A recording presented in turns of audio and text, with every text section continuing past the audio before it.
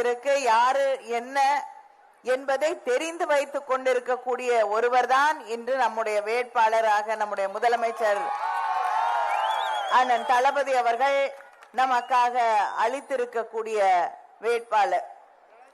இந்த என்னங்க ஜெயிக்க போறாரா? ஜெயிக்க போறாரா? ஜெயிச்சிட்டாரா? ஜெயிச்சிட்டாரா? ஜெயிச்சிட்டாருன்னு சொல்லிட்டு வீட்டுக்கு போயிடாதீங்க, சரியா? இன்னும் கொஞ்ச நாள் தான் இருக்கு. எல்லாரும் நல்லா வேலை செய்யணும், நல்ல வித்தியாசத்துல ஜெயிக்கணும். சும்மா ஜெயிச்சா பத்தாது, சரியா?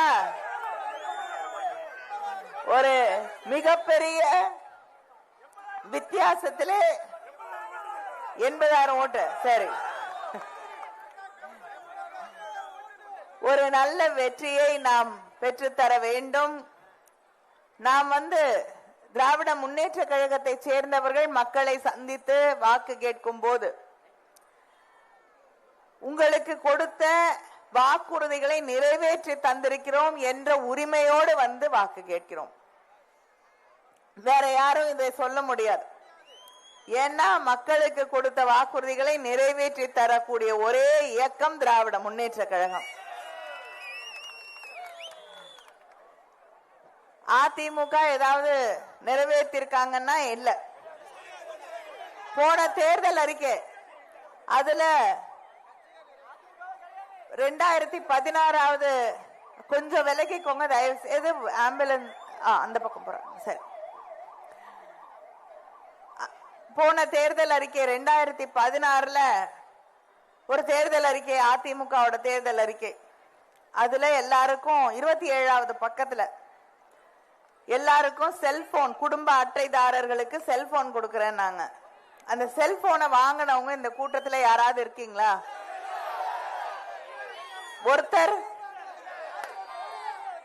ஒருத்தர் கூட இல்லையா? வாங்கினவங்களை யாராவது தெரியுமா? தமிழ்நாடு முழுக்க இந்த கேள்வியை கேட்கிறேன், யாருக்குமே தெரியல. இதுதான் அவங்க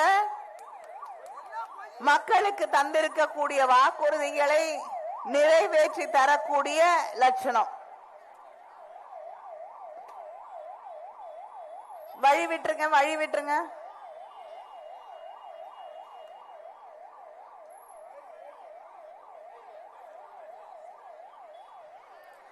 அதுவும் 108 ஆம்புலன்ஸ் நம்ம தலைவர் கலைஞர் அவர்கள் கொண்டு வந்ததுதான்.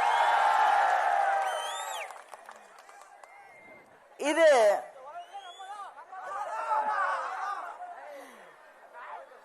அந்த செல்போனை பார்த்தவங்க யாருமே இல்ல.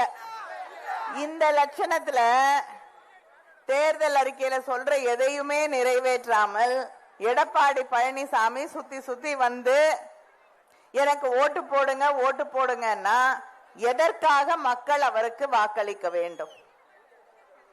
அவர் சொல்றாரு, நான் ஒன்றிய அரசாங்கத்தோடு இணக்கமா இருந்து திட்டத்தை கொண்டு வந்தேன்னு. என்ன திட்டம் கொண்டு வந்தீங்க? ஒன்னத்தையும் கொண்டு வரல. நீட் தேர்வுகளை கொண்டு பிள்ளைங்க மெடிக்கல் காலேஜுக்கு போக முடியாம பண்ணீங்க. அதை தாண்டி உதய் மின் திட்டத்துல கையெழுத்து போட்டு இன்னைக்கு மின்சார கட்டணம் ஏறிக்கிட்டே போறதுக்கு காரணமாக இருந்தது எடப்பாடி பழனிசாமி. இஸ்லாமியர்களுக்கு எதிரான சட்டங்களை கொண்டு வந்த போது மௌனமாக அதை ஏற்றுக்கொண்டவர் பழனிசாமி. விவசாயிகளுக்கு எதிரான சட்டங்கள், தொழிலாளர்களுக்கு எதிரான சட்டங்கள் கொண்டு வரப்பட்ட போது அதுக்கும் எதிர்த்து பேசாம நான் காப்பாத்தினா, என்னை காப்பாத்தினா போதும், என் மேல கேஸ் போடாம இருந்தா போதும், யார் எப்படி போனாலும் கவலை இல்லை என்று நினைத்தவர் தான் எடப்பாடி பழனிசாமி. ஆனால் தமிழ்நாடு எல்லா துறைகளிலும் இன்று நம்முடைய முதலமைச்சர் முத்துவேல் கருணாநிதி ஸ்டாலின் அவர்களுடைய ஆட்சியிலே முன்னேறி கொண்டிருக்கிறது. அதிகமாக தொழில் முதலீடுகள் வரக்கூடிய மாநிலம் தமிழ்நாடு.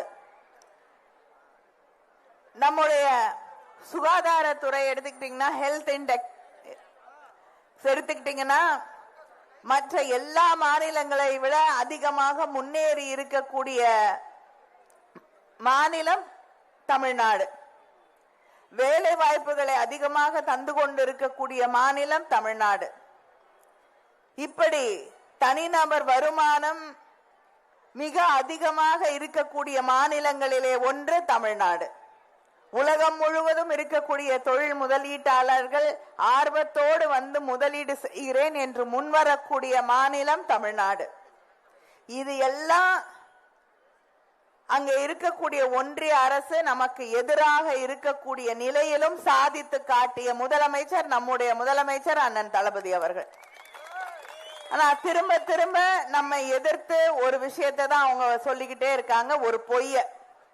ஏன்னா நம்ம எதிர்த்து சொல்றதுக்கு ஒன்றும் இல்லை. பிஜேபி பொய் நல்லா சொல்றதுக்கு சொல்லி தருவாங்க. வாட்ஸ்அப் யூனிவர்சிட்டி நடத்துறாங்க, தெரியும் உங்களுக்கு. அதனால அதை கற்றுக்கொண்டு எடப்பாடி பழனிசாமியும் பிஜேபியும் தமிழ்நாட்டில் அமைதி இல்லை, பெண்களுக்கு பாதுகாப்பு இல்லை என்கிறார். 5 ஆண்டுகளாக நடந்த இந்த ஆட்சி பெண்களுக்கான ஆட்சி என்று நான் பெருமையோடு சொல்லுவேன். பெண்களுக்கான உரிமை தொகை தந்த ஆட்சி நம்முடைய ஆட்சி. அடுத்த ஆட்சிக்கு வந்த உடனே அது 2000 ரூபாயாக உயர்த்தி வழங்கப்படும். பெண்கள் படிக்கிறதுக்காக தான் புதுமை பெண் திட்டம் கொண்டு வரப்பட்டது. அதுக்கப்புறம் தான் அது ஆண்களுக்கும் நீட்டிக்கப்பட்டது. மாதம் 1000 ரூபாய் படிக்கக்கூடிய நம்முடைய வீட்டு பெண்களுக்காக 1000 ரூபாய் கொண்டு வந்த ஆட்சி திராவிட முன்னேற்ற கழக ஆட்சி.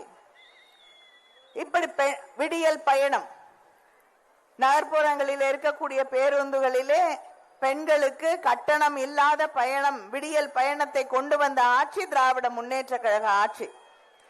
வெளியூர்ல போய் வேலைக்கு போய் செய்து கொண்டிருக்கக்கூடிய பெண்களுக்கு பாதுகாப்பாக இருக்க வேண்டும் என்பதற்காக தோழி விடுதிகளை உருவாக்கி தந்திருக்கக்கூடிய ஆட்சி திராவிட முன்னேற்ற கழக ஆட்சி.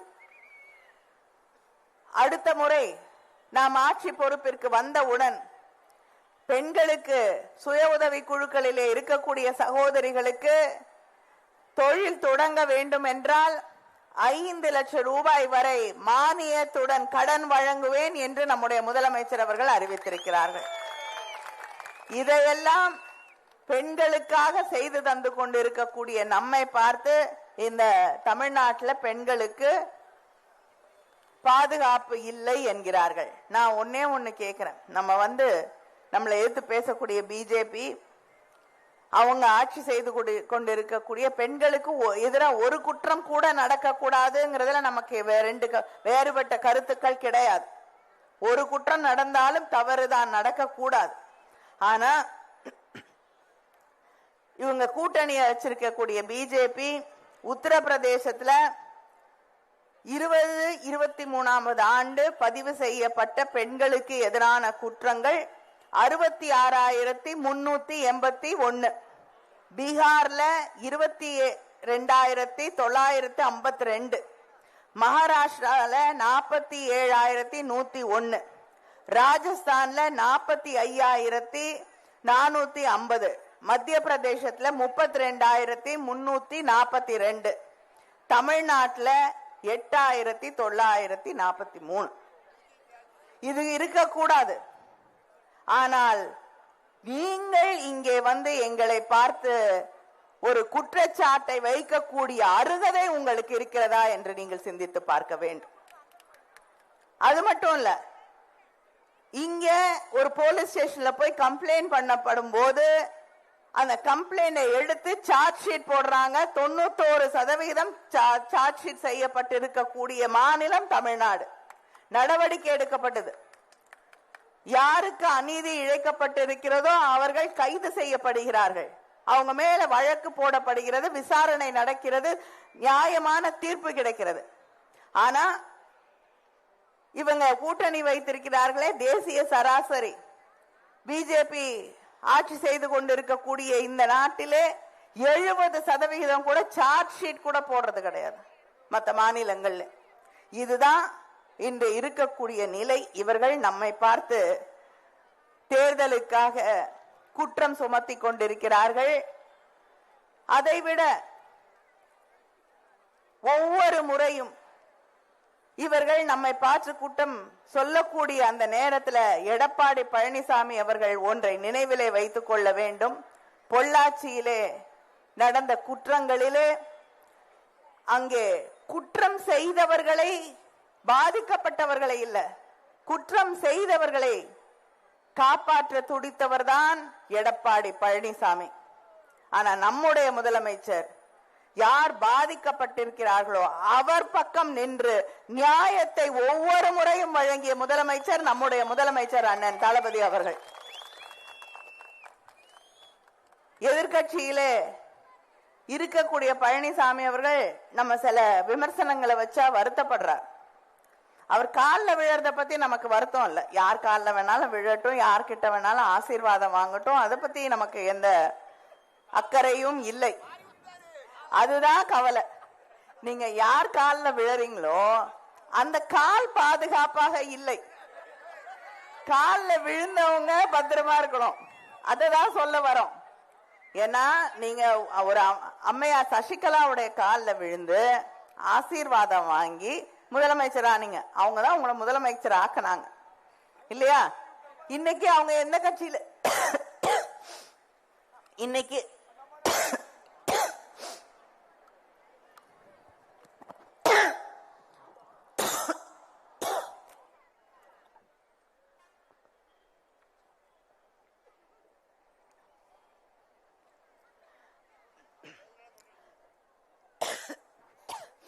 சாரி மன்னிக்கணும், இன்னைக்கு அவங்க எந்த கட்சியில இருக்காங்க? அதிமுக இருக்காங்களா? அதிமுக அலுவலகத்துக்கு வர முடியுமா? இன்னைக்கு அவர்கள் தனியாக போய் பிரச்சாரம் செய்து கொண்டிருக்கக்கூடிய அதிமுக இடமே இல்லை என்று சொல்லக்கூடிய ஒரு நிலைக்கு உங்களுக்கு முதலமைச்சர் பதவி கொடுத்த ஒருத்தரை ஆளாக்கி இருக்கீங்க. இவருக்கு முன்னாடி முதலமைச்சராக அம்மையார் ஜெயலலிதா அவர்கள் நியமித்த ஓபிஎஸ் அவர்கள் எங்க இருக்காரு? நம்மோடு. தமிழ்நாட்டை காப்பாற்றக்கூடிய ஒரே தலைவர் நம்முடைய அண்ணன் தளபதி அவர்கள் என்று நம்மோடு தன்னை இணைத்துக் கொண்டிருக்கிறார். இதுதான் நாங்க சொல்றோம். அவரை நம்பினா, அதனால தமிழ்நாட்டு மக்கள் தெளிவாக புரிந்து கொண்டிருக்கிறார்கள், இவரை நம்பினால் கைவிடப்படுவோம் என்று. இல்லையா? தமிழ்நாட்டுக்கு தொடர்ந்து துரோகம் செய்து கொண்டிருக்கக்கூடிய ஒருவர் தான் எடப்பாடி பழனிசாமி. அவரை இந்த தேர்தலிலே தமிழ்நாட்டு மக்கள் அவருக்கு ஒரு சரியான பாடத்தை புகட்ட வேண்டும்.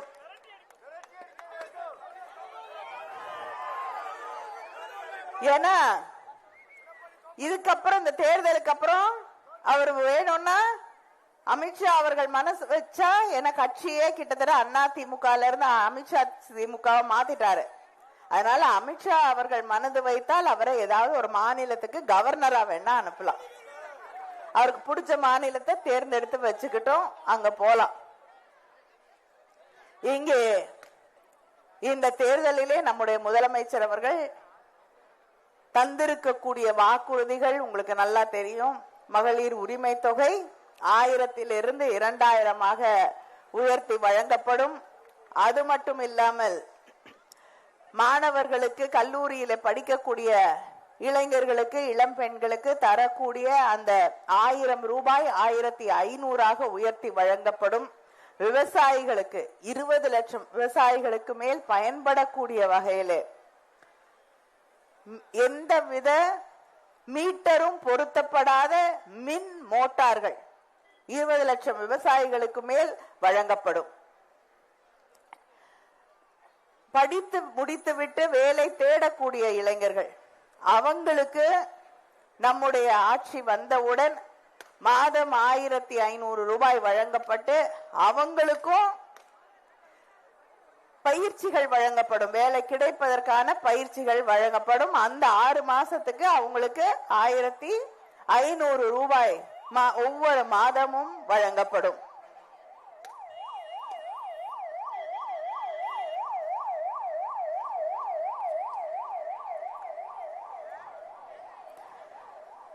இந்த தூத்துக்குடி மாவட்டத்தில் மட்டும் மகளிர் உரிமை தொகை பெற்றுக் கொண்டிருக்கக்கூடியவர்கள் 3,24,074 பேர். அவங்க அத்தனை பேருக்கும் அடுத்த மாசத்துல இருந்து நம்ம ஆட்சி வந்த பிறகு அது 2000 உயர்த்தி வழங்கப்படும். தூத்துக்குடி மாவட்டத்தில் மட்டும் வழங்கப்பட்டு இருக்கக்கூடிய பட்டாக்கள் 58,469. மக்களை தேடி மருத்துவத்துல வீடு தேடி கொண்டு வந்து மருத்துவ பயன்களை தரக்கூடிய ஆட்சி திராவிட முன்னேற்ற கழகம். நம்முடைய ஆட்சியில 6,80,000 பயனாளிகள் இந்த மாவட்டத்துல, நம்ம மாவட்டத்துல மட்டும் இதனால் பயன்பெற்றுக் கொண்டிருக்கிறார்கள். நம்ம ஆட்சியில விளாத்திக்குளத்துல பனை பொருட்கள் குழுமம் கிளஸ்டர் அது கொண்டு வரப்பட்டு அதற்கான பணிகள் தொடங்கப்பட்டு பனை பொருட்களுக்காகவே ஒரு குழுமம் தொடங்கப்பட்டது நம்முடைய திராவிட முன்னேற்ற கழக ஆட்சியிலே. அது மட்டும் இல்லாமல் 363 ஊரக குடியிருப்புகளுக்கு தண்ணீர் கிடைக்கக்கூடிய கூட்டு குடிநீர் திட்டம் 430 கோடியில கொண்டு வரப்பட்டு இன்று மக்களுடைய பயன்பாட்டிற்கு வழங்கப்பட்டிருக்கிறது.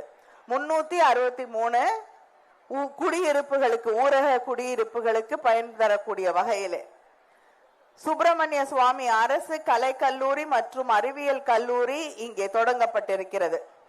விளாத்திக்குளம் அரசு மருத்துவமனைக்கு 5 கோடி மதிப்பீட்டில் புதிய கட்டடம் கட்டி தரப்பட்டிருக்கிறது. சிவஞானபுரத்தில் ஆரம்ப சுகாதார நிலையம் உருவாக்கி தரப்பட்டிருக்கிறது.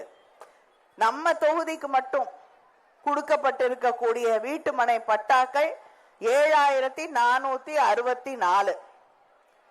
என்னுடைய எம்பி நிதி அதிலிருந்து இந்த தொகுதிக்கு மட்டும் 4 கோடி நிதியை நான் வழங்கி இருக்கிறேன். அது உங்க சட்டமன்ற உறுப்பினர் உங்களுக்காக பெற்று தந்தது. இதையெல்லாம் செய்து தருவதற்கு சகோதரிகள் ஆவலோடு காத்து கொண்டிருக்கக்கூடிய 8,000 ரூபாய் கூப்பனை வழங்குவதற்கு நீங்க பக்கத்துல இருக்கக்கூடிய கடையில போய் நீங்க விரும்பியதை வாங்கி கொள்ளக்கூடிய வாய்ப்பை நம்முடைய முதலமைச்சர் அவர்கள் உங்களுக்கு வழங்கி இருக்கிறார்கள். இதையெல்லாம் செய்து தருவதற்கான ஒரு வாய்ப்பை எங்களுக்கு நீங்கள் மீண்டும் உருவாக்கி தர வேண்டும் என்று உங்களை எல்லாம் வேண்டி கேட்டுக்கொள்கிறேன். மறவாதீர்கள், உங்கள் சின்னம், உங்களுடைய வேட்பாளர், உங்களுடைய முதலமைச்சர். நன்றி, வணக்கம்.